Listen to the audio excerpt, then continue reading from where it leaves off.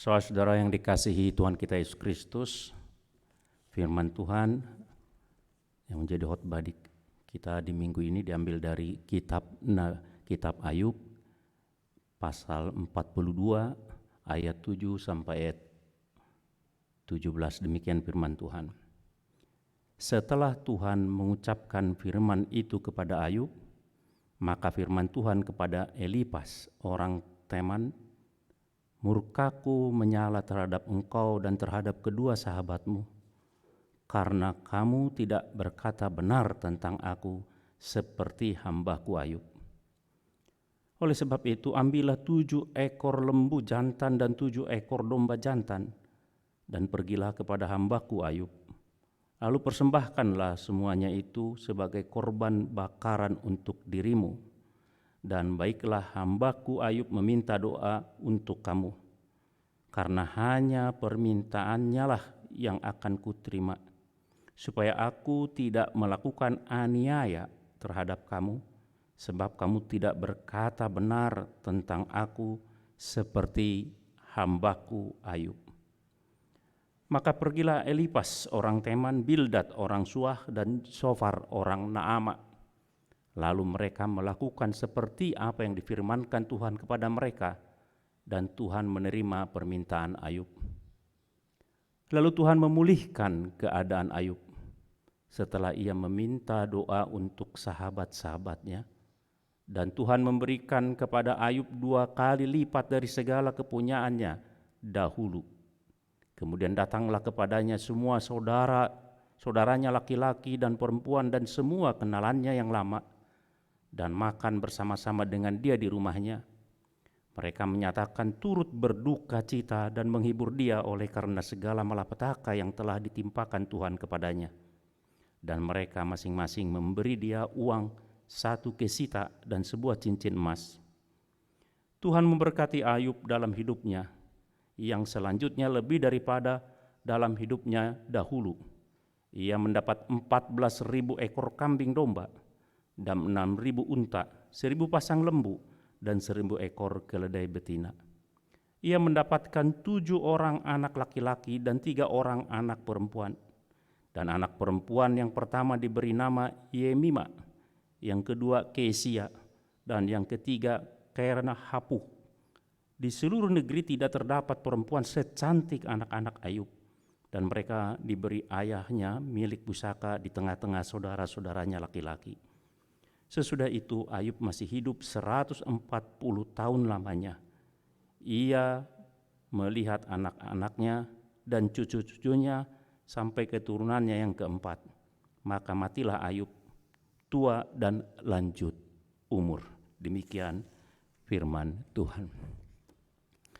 Saudara yang dikasih Tuhan kita Yesus Kristus, mungkin saya pernah mengutarakan tentang pengalaman saya ketika saya masih seorang pendeta praktek di Simpang Padang Duri.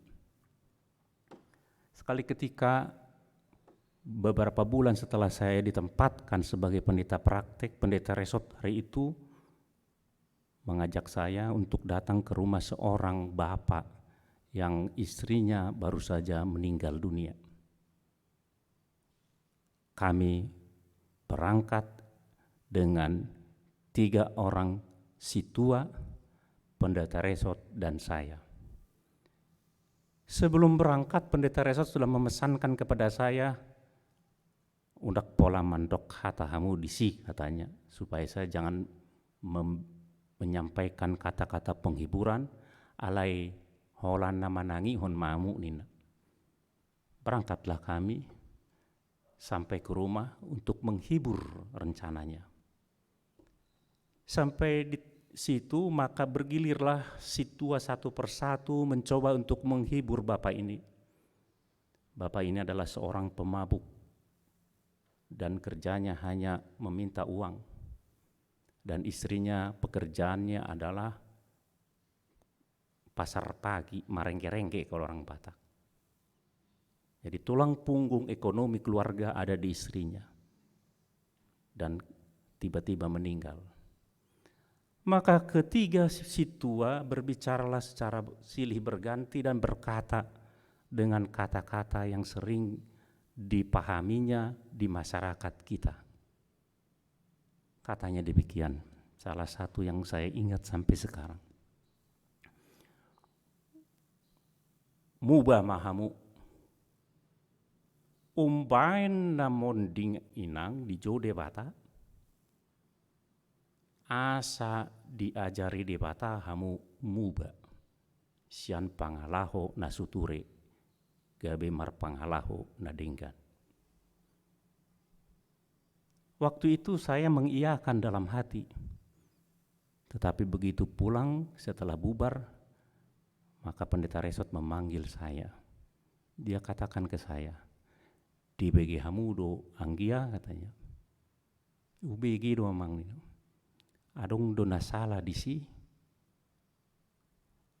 Saya bingung. Ternyata perkataan demikian yang menyatakan bahwa penderitaan seorang adalah sebagai alat di tangan Tuhan untuk mengajar seseorang, ternyata tidak tepat sama sekali. Maksud hati ingin membuat yang berduka untuk bertobat. Maksud hati ingin meringankan penderitaan orang, tetapi malah menambah beban dari orang yang berduka. Jadi 2 kali beban ditimpakan kepada dia. Saudara, memang di Perjanjian Lama ada, terutama di kitab-kitab Musa atau 1, 2, 3, 4, 5 Musa, di kitab-kitab raja-raja dan 1, 2 Samuel, Joshua dan lain-lain, diajarkan kepada kita kalau kita taat baik kepada Tuhan, maka Tuhan akan memberkati kita. Jika kita saleh dan benar di hadapan Tuhan, maka Tuhan senang dengan kita dan Dia akan memberkati kita berlimpah-limpah sampai meluap, katanya. Tetapi dalam kenyataan sehari-hari, dalam kenyataan hidup manusia ini, ada juga orang-orang yang saleh dan baik menderita. Nah, kitab Ayub adalah kitab yang mencoba menjawab pertanyaan mengapa orang-orang saleh, mengapa orang-orang baik harus menderita atau menderita.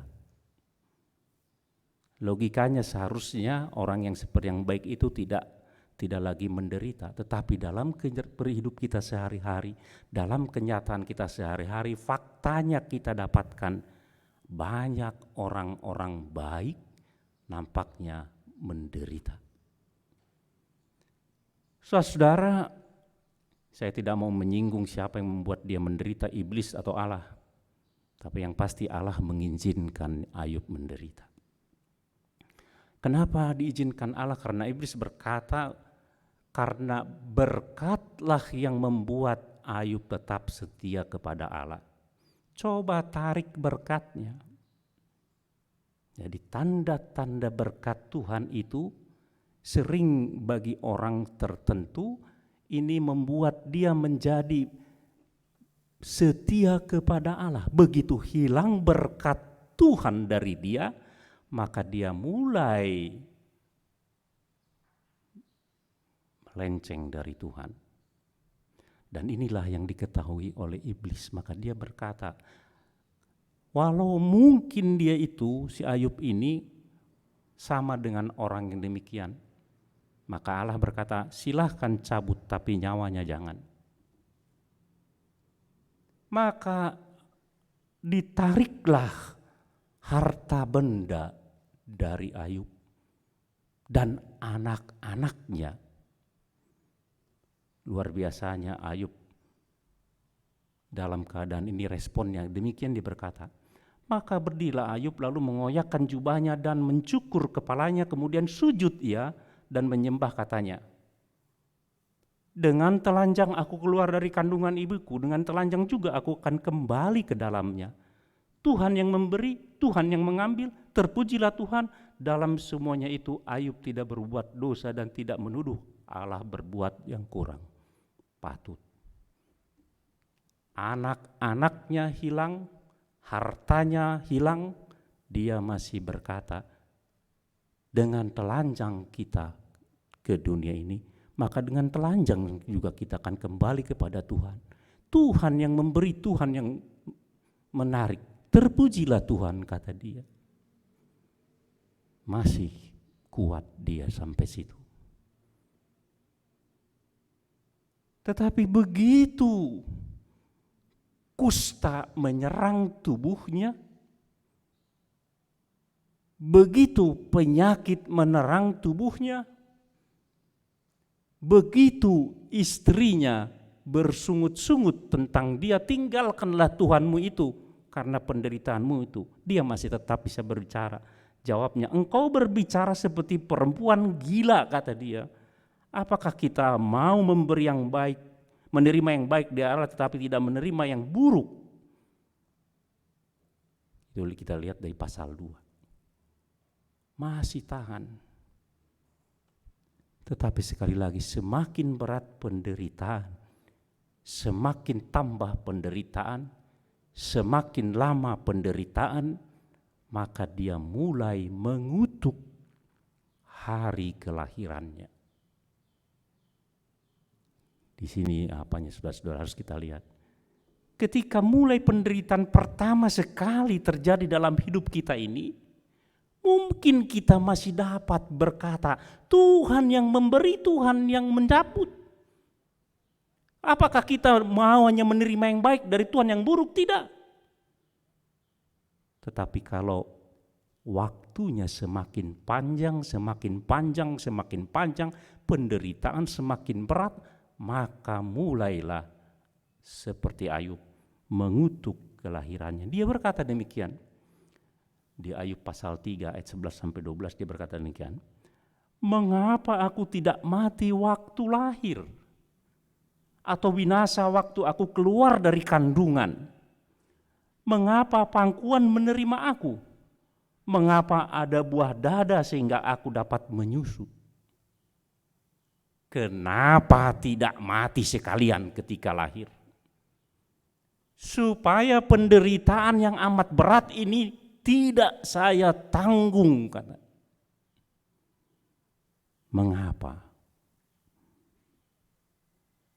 Saudara, pertanyaan mengapa ini adalah pertanyaan yang setua kehidupan manusia, setua sejarah manusia. Kita sering bertanya, mengapa, mengapa, mengapa. Kita sering bergumul dengan pertanyaan ini, mengapa, mengapa, mengapa ini terjadi? Mengapa terjadi di dalam hidup saya, padahal saya ini orang yang baik dan yang patuh dalam kehidupan, dalam beragama, dalam berdoa, dalam membaca Alkitab, dalam mengamalkan pesan-pesan Alkitab. Patuh, kenapa ini terjadi dalam hidup saya? Kenapa Tuhan menarik anak saya dari hadapan saya? Padahal saya ini adalah seorang yang baik di hadapan Tuhan menurut penilaian saya. Paling tidak jika dibandingkan dengan orang-orang sekitar saya, nampak jelas jahatnya. Mengapa? Mengapa? Ini sekali lagi pertanyaan yang setua umur manusia di dunia ini. Kemudian mulailah silih berganti datang sahabat-sahabat Ayub. Ada 3 sahabat yang sekali datang, ada satu lagi si Elihu. Berarti ada 4 orang.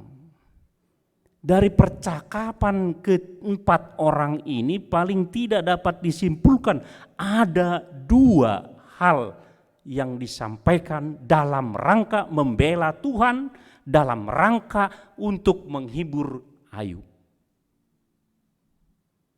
Saudara, kadang-kadang kalau kita menghibur orang yang dia meragukan Tuhan, maka kita bercoba untuk menjadi pembela Tuhan nomor 1.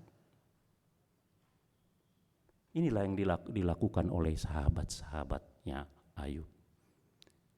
Yang pertama berkata demikian, dia berpikir dengan hukum sebab dan akibat. Penderitaan itu akibat.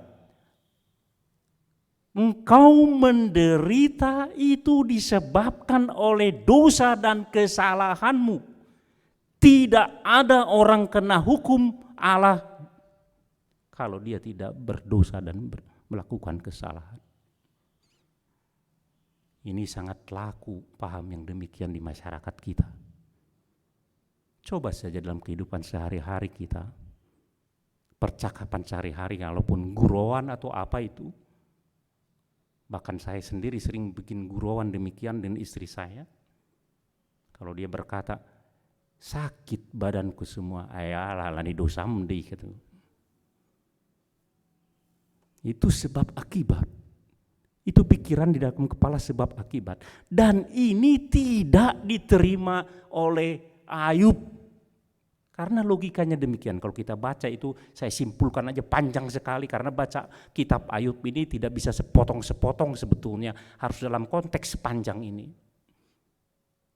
Kalau saya simpulkan demikian, Ayub mungkin berpikir, jika logikanya demikian, dosa menyebabkan penderitaan, seharusnya seorang pembunuh penderitaannya lebih berat dari penderitaanku.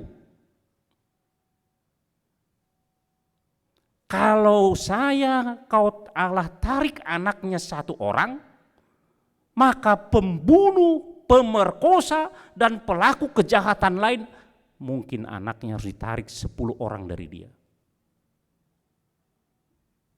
Itu logikanya. Tetapi saya ini tidak melakukan dosa sedikit pun katanya. Bahkan di kitab Ayub dengan penderitaan dan perkataannya dia pun tidak berbuat dosa katanya. Jadi logika demikian tidak bisa masuk akal. Tidak bisa diterima. Tidak masuk di akal Ayub. Dan mungkin juga kita kalau merenung sedikit dalam kehidupan kita sehari-hari ini, merenung, berpikir sedikit, jangan malas berpikir dalam beriman ini saudara-saudara. Maka kita akan melihat itu dalam hidup kita. Ternyata logika sebab akibat ini juga kadang tidak dapat diterima dengan baik. Memang betul, ada juga yang dapat diterima. Contohnya, kalau setiap hari kita makan makanan yang berlemak, yang berkolesterol tinggi, dan kemudian satu ketika kita stroke dan kita menderita, pastilah itu karena perbuatan kita. Bukan perbuatan Tuhan itu, tapi perbuatan kita. Karena kita tidak disiplin, tidak menjamu, tidak jaga mulut. Mulut kita terlalu senang mengunyah makanan yang tidak mengontrol kesehatan kita. Sama dan sekarang saudara-saudara, kalau kita tidak menjaga diri kita sekarang ini, kita pegang sana pegang sini, bergaul sana di sini tanpa masker, tanpa protokol kesehatan, kemudian kita kena COVID, kemudian kita harus dirawat, diisolasi, maka kita berkata ini penderitaan dari Tuhan. Ya tidak. Kau sendiri yang melakukan itu. Tapi sekali lagi yang saya mau katakan di sini, ada yang disebabkan sebab akibat, tetapi ada penderitaan yang nampaknya tidak masuk akal dengan hukum demikian.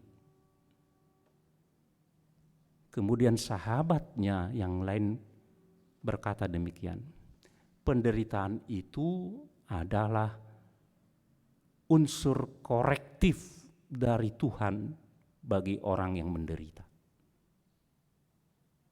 Supaya kita mengarahkan hati dan pikiran kita kepada Tuhan. Unsur untuk pembelajaran kita supaya kita mengingat Tuhan. Maka Ayub pasti tidak akan dapat dia terima. Masa saya orang baik begini harus diajar lagi oleh Tuhan? Seharusnya logikanya orang yang jahat diajar Tuhan lebih dari saya. Kan begitu. Kalau begitu. Jadi kedua hal ini tidak masuk akal. Maka Ayub setelah mendengar itu dia melakukan dakwaan kepada Tuhan, menuntut Tuhan untuk menjelaskan kenapa dia menderita. Bukankah kita sering melakukan ini, saudara-saudara? Kalau kita sedang menderita, maka kita menuntut Tuhan seolah-olah Tuhan itu mempunyai hutang kepada kita, hutang untuk menjelaskan kepada kita. Luar biasa kita kadang-kadang, saudara-saudara.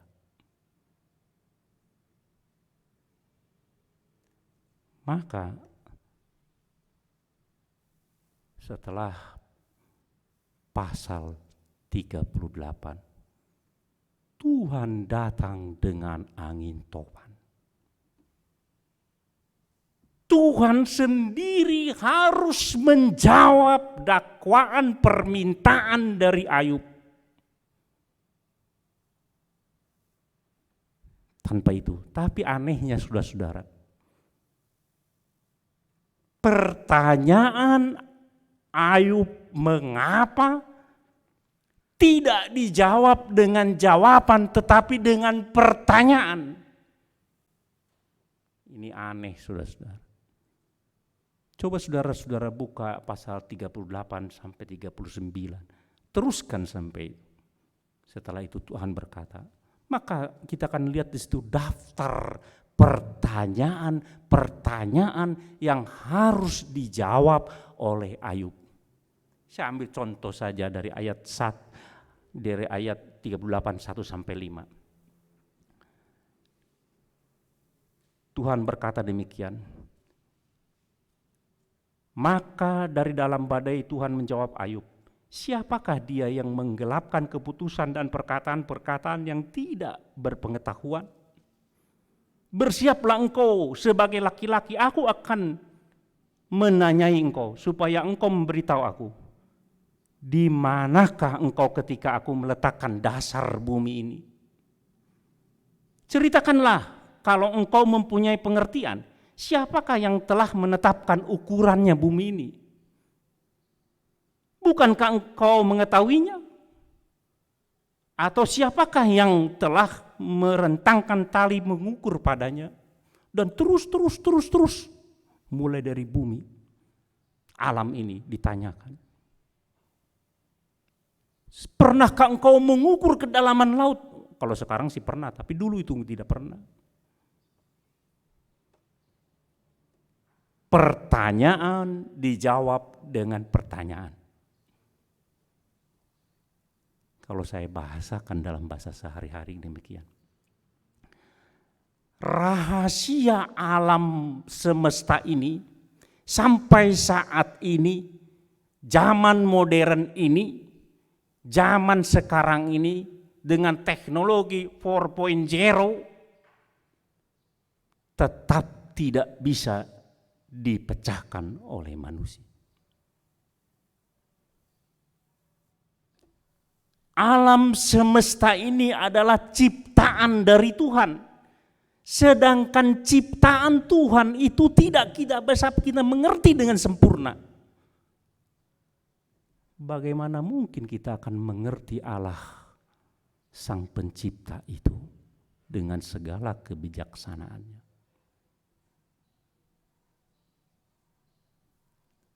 Kan itu di situ hebatnya. Kita tidak tahu tentang galaksi apa itu yang diciptakan oleh Tuhan. Tapi kita menuntut Tuhan untuk kita mengerti, agar kita mengerti kebijaksanaan pencipta itu.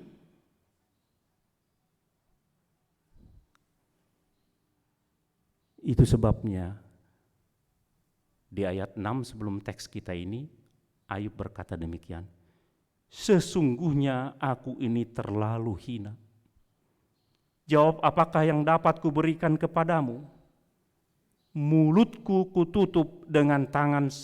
Satu kali aku berbicara, tetapi tidak akan kuulangi. Bahkan 2 kali, tetapi tidak akan kulanjutkan. Itu ayat 39, 36, 38. Di ayat 36-nya dia kata begini. Oleh sebab itu, aku mencabut perkataan-perkataanku tadi itu. Dengan menyesal aku duduk dalam debu, kata si Ayub. Dia menyesali dirinya yang telah menuntut mendakwa Allah untuk menjelaskan kebijaksanaannya, mengapa dia menderita.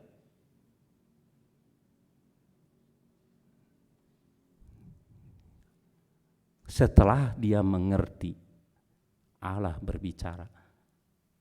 Sekali lagi, sedang yang diciptakan Tuhan aja kita tidak mengerti. Tidak bisa kita mengerti dengan otak kita yang sebesar kepal manusia. Tangan kita ini kalau besarnya segitu. Apalagi Tuhan yang lebih besar dari segala sesuatu, dan dia kebijaksanaan yang kan memang tidak bisa kita mengerti. Maka kalau bahasa Bataknya enak, huhukku bima pamangaku, kututup malu di hadapan Tuhan berkata demikian. Maka di pasal 42, 7 sampai 17, dia mendapat pemulihan dari Tuhan. Dan si 3 orang yang berbicara tentang Tuhan yang tidak benar, Allah marah dan benci. Allah murka kepada orang-orang yang berbicara tentang Tuhan yang tidak benar. Jadi hati-hati saudara-saudara. Hati-hati dalam berbicara, menyampaikan tentang Tuhan kepada orang-orang. Maksud hati meringankan penderitaan orang lain, sebaliknya merusak nama Tuhan itu.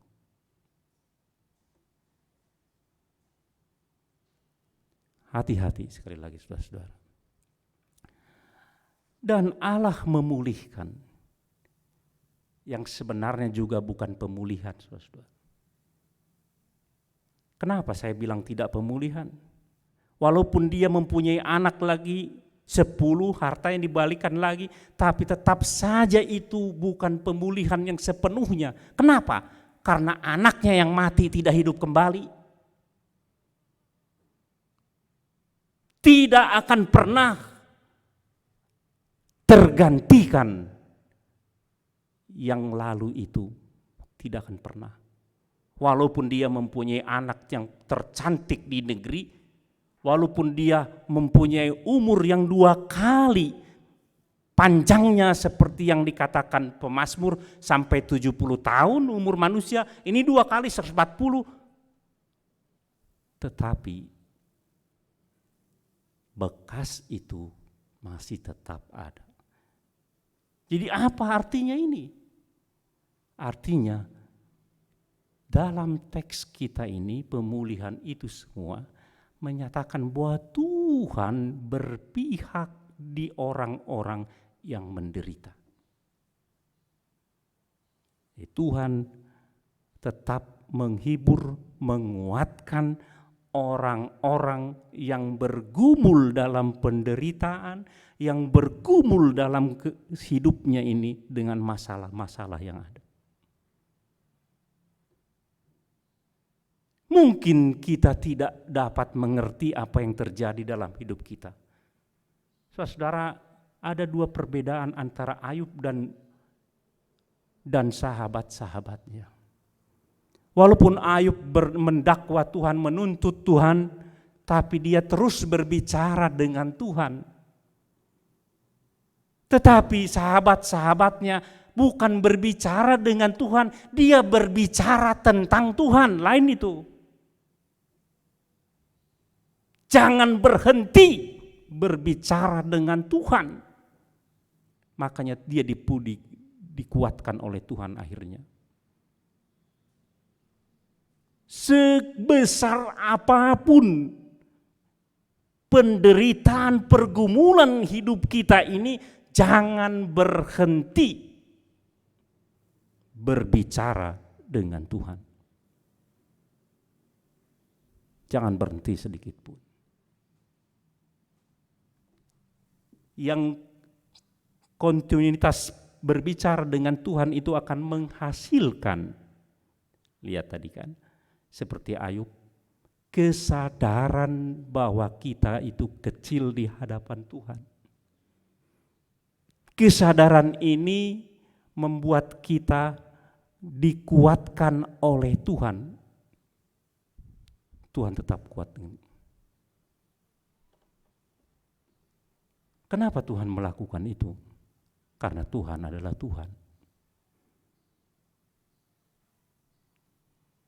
Sekali lagi, kadang-kadang dalam hidup ini, saudara-saudara, ada asap, tidak ada apinya.